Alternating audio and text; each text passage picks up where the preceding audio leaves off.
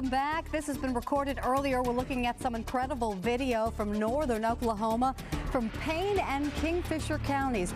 Both counties have reported some damage, but when you see kind of the breadth and depth of storms within kind of a few mile radius, within a few hundred miles, you won't believe it. Some of these storms kind of coalescing. We do right now have 7 tornado warnings out there right around Oklahoma City.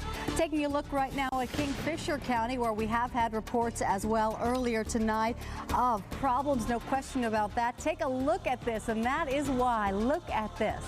Kingfisher County, Oklahoma, and of course you can see the tornado there on the ground, and oh wow, what we've seen there, some problems in terms of we had windows blown out, even a semi blown off the roads. Also, mobile homes have been damaged there. So what a night this has been. All right, let's bring in our severe weather expert, Dr. Greg Forbes, and Jim once again. 7 tornado warnings, so tell us where they are and where those are going. Yeah, the storm you were showing us, Alex, was the one that was 1 mile north of Hennessy. That cell is still moving east and cycling through, isn't it, Greg? Yeah, it's one of those 7 storms that still have tornado warnings. There's a new storm, though, down near Pauls Valley that now has rotation and tornado warning on it. So we'll take a look here.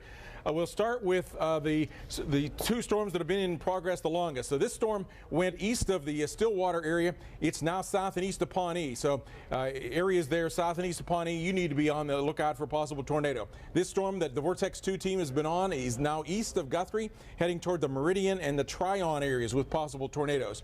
This next storm is going to go south of Tulsa. It's over near the Bristow area. Looks like it'll go south of Broken Arrow and south of Sapulpa there.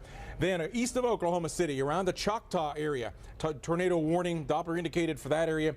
Down just to the south of Norman, we have south of the Noble area, the Slaughterville area is where the strongest rotation is. Golf ball hail in Noble. Golf ball hail, that maybe has the biggest hail core at the moment. And brand new, and there was the anvil for some of those storms that Chris Warren is showing from the north. Down near Pauls Valley, a brand new tornado warning there around Bray and Elmore City. And then one more down along the warm front farther southeast, east central Oklahoma. That's down near Talkeetna around the Latimer and LaFleur County areas. So 7 storms with tornado warnings.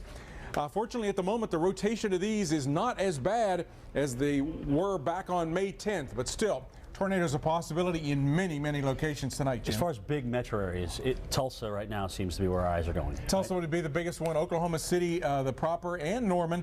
The dry line has pushed the storms off to their east and southeast, so they appear to be in the clear. Still a dangerous night tonight, guys. We've seen the new tornado watch actually issued into Arkansas, parts of Arkansas now, and across eastern Oklahoma, Alex. So we still got a long way to go through 2 a.m. Central Daylight Time. All right, thank you very much. Well, you guys were just talking about Norman, so let's take you there. The strongest storms now east and southeast of Norman. And Rick Smith with the National Weather Service in Norman is joining us now on the phone. All right, so tell us what you've seen throughout the last couple of hours in Norman. It's been a busy time period. Of course, we had the 2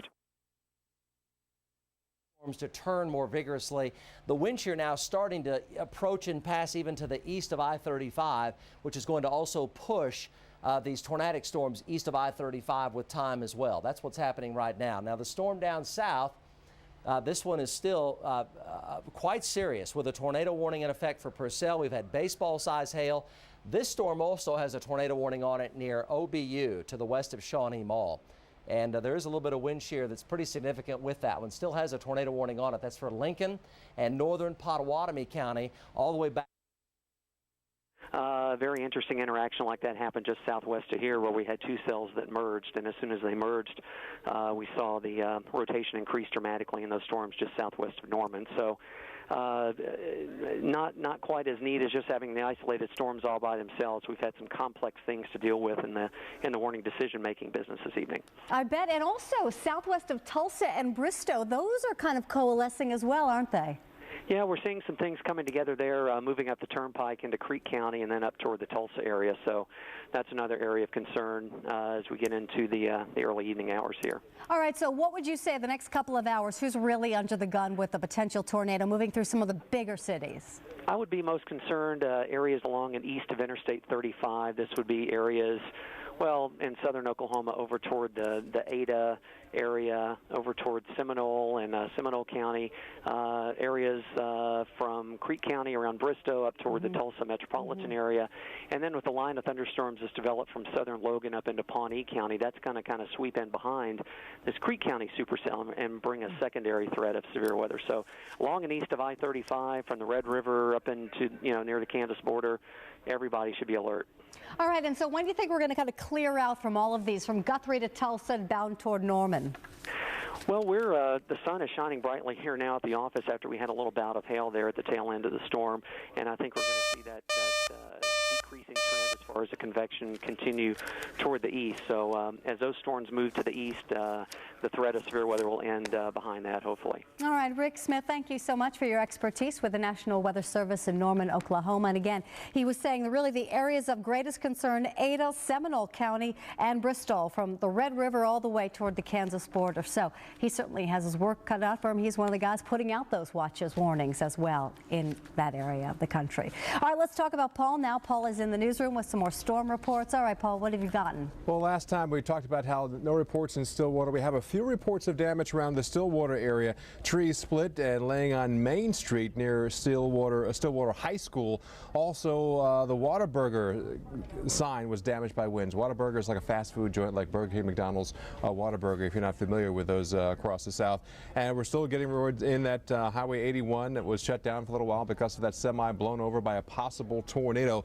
And also because of all the severe weather around the Oklahoma City area, there have been a lot of cancellations and postponements of activity. This time of the year, it's graduation time, so we know at the very least Douglas High School as well as Northeast Academy, their graduation ceremonies that was supposed to be held tonight have been moved to tomorrow night when there's a lower risk of severe weather.